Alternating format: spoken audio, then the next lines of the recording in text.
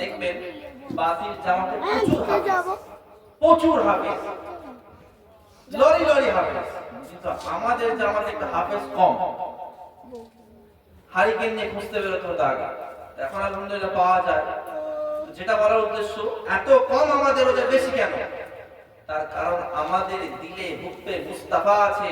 শয়তান ওদের পিছনে একটা করে রাখলে আমাদের পিছনে 10টা করে লাগবে, আমাদের পিছনে 10টা করে লাগে।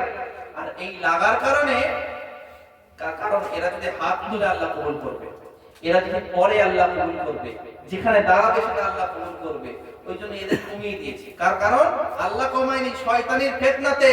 তো আজকে এই বলার উদ্দেশ্য হলো এই শয়তানি ফিতনাকে দূর করে নিয়ে আজ যে আপনাদের সামনে হাফিজে কোরআন ঠিক ফুটন্ত গোলাপের মতন বসে আছে, আলহামদুলিল্লাহ এটা ইনাদের বাপ মা, ইনাদের খানদানের পারওয়ারিশ, যে একে মোহাব্বত করে ভালোবেসে মেরে বকে ঠকে মাদ্রাসায় পাঠিয়ে হাফিজে কোরআন তৈরি করেছে।